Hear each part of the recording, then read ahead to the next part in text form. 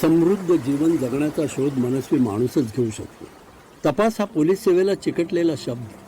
तपास करताना एखाद्या पोलीस अधिकाऱ्याला जेव्हा समाजातील विविध स्तरावर विविध अंगाने सामाजिक परिस्थिती डोळ्यासमोर येते, तेव्हा स्वातंत्र्यपूर्व काळात जिकडे तिकडे जातीयतेच्या धार्मिक भिंती दिसू लागत. अशाने भारतातील विखुरलेला समाज एकजिन्सी कसा होणार, याचा शोध तत्कालीन पोलीस अधिकारी मानवतेचा ध्यास घेऊन कार्यरत राहण्याचा निश्चय करतो. ती व्यक्ती म्हणजे गंगाराम गोविंदराव उर्फ बाबासाहेब गावडे. पिचलेल्या समाजाला ज्ञानाची गरज आहे हे ओळखून बॉम्बे एज्युकेशन लीगची स्थापना 1933 ला झाली. त्या संस्थेचे चिटणीस म्हणून बाबासाहेबांनी काम पाहिलं. 1934 ला ठाकूरद्वार हायस्कूल आणि 1938 ला वरळी हायस्कूलची स्थापना केली. महात्मा ज्योतिबा फुले यांचा समतेचा पुरस्कार करणारी, जातीय व सामाजिक विषमतेशी मुकाबला करणारी अशी एखादी संस्था आपण उभारू शकतो का, हा ज्वलंत प्रश्न. निवडक लोकांना पत्र पाठवून ठाकूरद्वार हायस्कूलमध्ये एकत्रित आणून आपला हा विचार मांडला आणि त्या विचाराला पुष्टी मिळाली आणि एका नवीन संस्थेचा जन्म झाला, मराठा मंदिर. तो दिवस होता 30 मार्च 1945. त्यावेळी हे साऱ्या सभेला उपस्थित. या सहकार्याने आर्थिक सहाय्य केले. जमा झाले रुपये 3500. या संस्थेत सर्व जातीतील आणि धर्मातील लोकांना प्रवेश द्यायचा हे उद्दिष्ट ठरलं आणि सर्वसंमतीने 1956 ला बॉम्बे एज्युकेशन लीगच्या शाळांचे मराठा मंदिर या संस्थेत विलिनीकरण झालं. हे उदात्त उद्दिष्ट असूनही या संस्थेकडे जातीयतेनेच पाहत होते आणि आपल्या समाजात जातीय वृत्ती किती खोलवर रुजली आहे याचे प्रत्यंतर येऊन बाबासाहेब अस्वस्थ होत होते. बाबासाहेब वारंवार मराठा मंदिरची भूमिका विशद करत होते. शिवरायांच्या काळात मराठा हा शब्द प्रचलित होता. मराठा हा शब्द विशिष्ट भूभागाने मर्यादित झालेला नाही.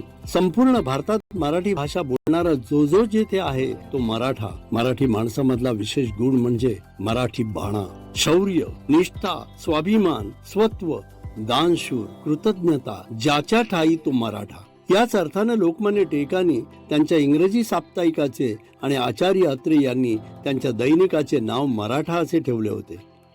अशी मराठा मंदिर संस्थेची तात्विक बैठक आहे. या उदात्त हेतूचे तत्कालीन डेप्युटी पोलीस कमिशनर श्री ना कामटे यांनी बाबासाहेब यांचे कौतुक केले.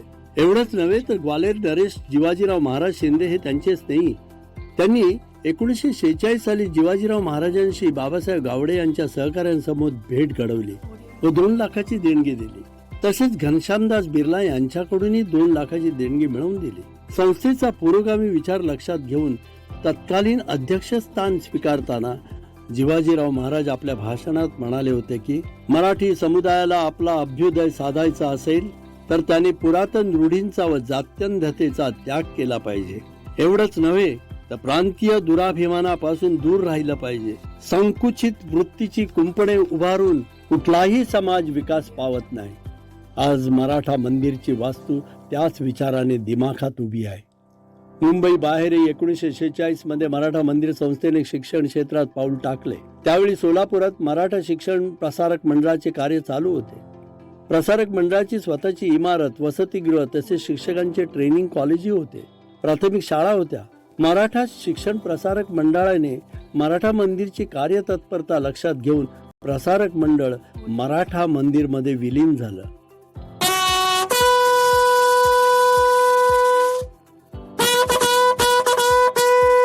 संस्थाने खालसा झाली म्हणून संस्थानिकांनी रामराव विद्या मंदिर, जत व अक्कलकोट येथील श्री शहाजी हायस्कूल या शाळा मराठा मंदिरकडे सोपवल्या. संस्थेचा कार्यभार उंचावत होता. मुंबई सेंट्रल मध्यवर्ती भागात जमीन विकत घेतली.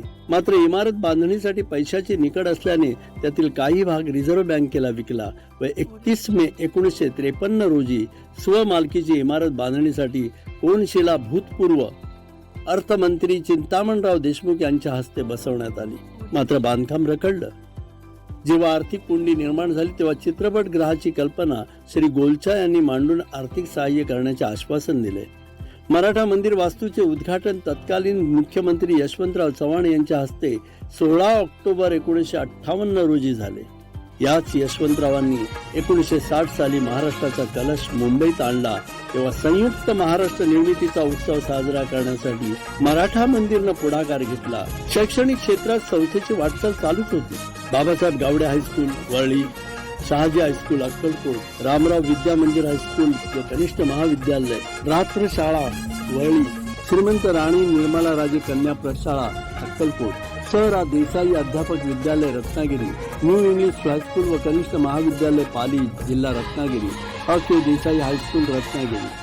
महिलांसाठी व महिलांच्या सबलीकरणासाठी व सक्षमीकरणासाठी वनिता विश्व, नागरिकांच्या आरोग्यासाठी आरोग्य केंद्र, विद्यार्थ्यांसाठी अभ्यास मंदिर, तरुणांच्या सर्वांगीण उन्नतीसाठी प्रागतिक संघ ज्यामध्ये स्पर्धा परीक्षकांचे मार्गदर्शन, शिवजयंती उत्सव, विद्यार्थ्यांसाठी संस्कृत पाठांतर स्पर्धा, कवी संमेलन, विविध विषयांवर व्याख्याने आयोजले जातात.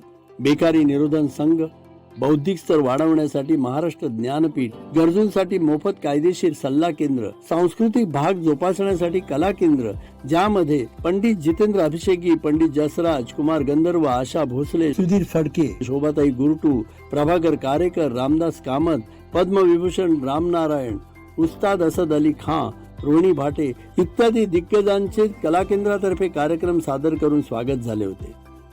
आजही नवीन होतकरू आबाल वृद्धांच्या नृत्य व नाटिका स्पर्धेद्वारा कलाकारांना प्रोत्साहित करण्यासाठी हा मंच उपलब्ध आहे. साहित्य शाखेतर्फे नवोदित साहित्यिकांच्या प्रथम पुस्तक प्रकाशनासाठी वाङ्मयीन पुरस्कार दिला जातो. साहित्यिक मधु मंगेश कर्णिक, सदानंद मोरे व इतिहासकार जयसिंगराव पवार यांच्या कार्याचा गौरव केला. प्राध्यापक त्र्यंबक शंकर शेजवलकर यांचे श्री शिवछत्रपती संकल्पित शिवचरित्र प्रस्तावना, आराखडा व साधने या ग्रंथाची निर्मिती केली.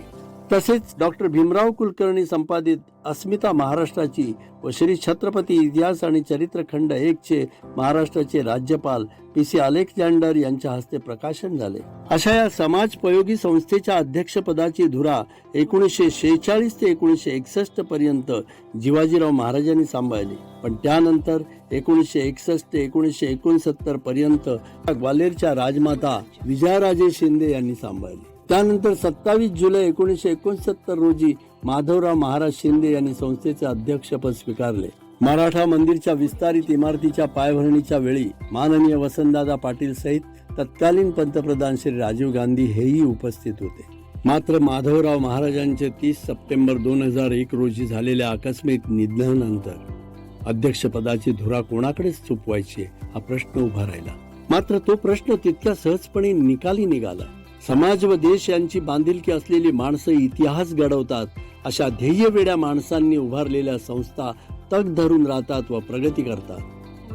त्यांच्या विचारांना अनुसरून वाटचाल करणारी माणसं संस्था मोठ्या करतात. या संस्थेचे उपाध्यक्ष म्हणून कार्यरत असलेले कर्मवीर भाऊराव पाटलांच्या शिक्षणाच्या व्रताशी बांधिलकी असलेली, द्रष्टेपण असलेली व्यक्ती म्हणजे पद्मविभूषण माननीय श्री शरदचंद्रजी पवार यांनी अध्यक्षपदाचा भार स्वीकारला. आज या संस्थेला खऱ्या अर्थाने 78 वर्ष झाली आहेत. 75 झाली. आज निवृत्त व्हायला हवं हा विचार सर्वसामान्य माणसांचा. पण सशक्त विचारांची माणसं अखेरपर्यंत निवृत्त होत नाहीत. वार्धक्य त्यांना जाणवत नाही. समाजाचं ऋण मला फेडलं पाहिजे आणि ते मी पोलीस खात्यातून बाहेर पडल्यानंतर तरच या संस्थेला वाहून घेतल्याशिवाय हे पूर्ण होणं शक्य नाही. असे हे कर्मयोगी बाबासाहेब गावडे व संस्थेचे विद्यमान अध्यक्ष माननीय श्री शरदचंद्रजी पवार हे पुढील पिढीला आदर्शच नव्हे तर मार्गदर्शक ठरले आहेत. अप्राप्यम नाम नेहास्ति संघस्य व्यवसायिनाम. संघटित उद्योगी माणसांसाठी या जगात अशक्य असं काही नाही. आपला समाज व राष्ट्र एक जिन्सी व्हावे असं वाटत असेल तर जाती दर्शक आडनावे वर्ज करा. आंतरजातीय विवाहाचा पुरस्कार करा.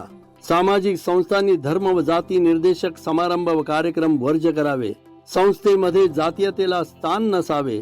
आज निधर्मी विचारांची गरज आहे. मराठी मुलांना आज व्यवस्थापन, व्यवसाय आणि तंत्रज्ञान याचे शिक्षण मोठ्या प्रमाणावर दिलं पाहिजे. उद्याचा काळ उद्योगधंद्याचा भरभराटीचा आहे. उद्योगधंद्याच्या शिक्षणात मराठी मुलं मागे राहून चालणार नाही. 1983 रोजी वयाच्या 80व्या वर्षी मराठा मंदिरच्या विस्तारित इमारतीच्या पायाभरणी प्रसंगी बाबासाहेब गावडे म्हणाले की खरं तर वयाच्या 80व्या वर्षी काहीतरी बोलण्यापेक्षा आम्ही कृतीला जास्त महत्त्व दिलं पाहिजे. बाबासाहेबांनी 1969 नंतर हयात कोणत्याही पदावर काम केले नाही, मात्र कार्यरत राहिले. असा हा निष्काम कर्मयोगी 1986 रोजी अनंतात विलीन झाला. मात्र जिवाजीराव महाराज शिंदे व बाबासाहेब गावडे यांच्या पश्चात Babasaheb Gawde institute of technology, Babasaheb Gawde institute of management studies, Babasaheb Gawde इंग्रजी माध्यम शाळा वरळी, बाबासाहेब गावडे बिझनेस स्कूल, विलेपार्ले येथे बाबासाहेब गावडे चॅरिटेबल हॉस्पिटल, तसेच रत्नागिरी येथे अद्ययावत आंतरराष्ट्रीय धर्तीचे शिक्षण संकुल म्हणजे Wonder Kids Ratnagiri, Global School Ratnagiri आणि Babasaheb Gawade School of Creative Arts या संस्था स्थापन करून त्यांच्या स्वप्नपूर्तीला दिलेली ही कृतांजलीच म्हणावी लागेल. आजही या संस्थेत काम करणारी माणसं मराठा मंदिरच्या उद्दिष्टांना तडा जाऊ नये यासाठी दक्ष आहेत. जनमानसाला संस्थेने केलेली मदत, त्यामुळे या सर्वांच्या जीवनात घडलेला विकास याचे ऋण मानून आपण समाजाचे देणे लागतो ही बांधिलकी लक्षात घेऊन प्रत्यक्षात समाजात उहापोह न करता समाजसेवा करताना दिसतात. तेव्हा ध्येय वेड्या माणसांची स्वप्नपूर्ती शतकाच्या पलीकडेही वाटचाल करेल असा विश्वास निर्माण होतो.